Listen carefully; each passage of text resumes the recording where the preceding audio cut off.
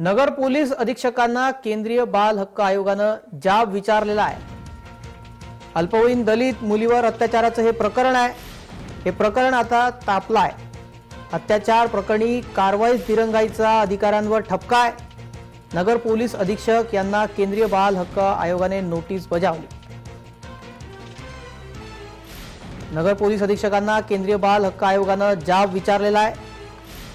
अल्पवयीन दलित मुलीवर अत्याचाराचं हे प्रकरण आता तापलं आहे। या अत्याचार प्रकरणात कारवाईसाठी दिरंगाई करण्यात आली असा ठपका अधिकाऱ्यांवर लादण्यात आलेला आहे। नगर पोलीस अधीक्षक यांना केंद्रीय बाल हक्क आयोगाने नोटीस बजावलेली आहे।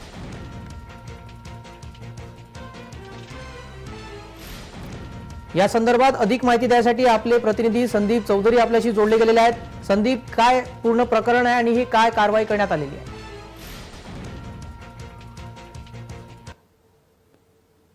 या ठिकाणची घटना आहे।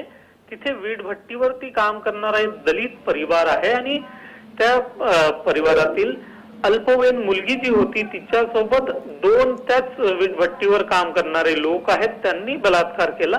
या घटनेला 15 ते 20 दिवस उलटून गेले तरी देखील पोलिसांनी काहीच कारवाई नाही केली आणि घटनेचा तपास देखील केला नाही।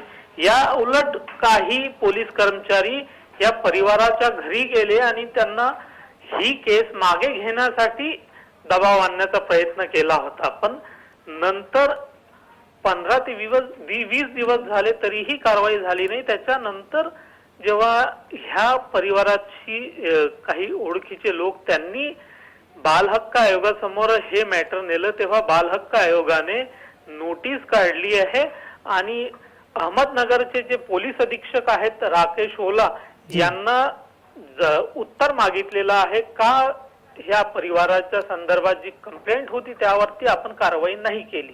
जी, धन्यवाद संदीप, आपण दिलेल्या माहितीबद्दल।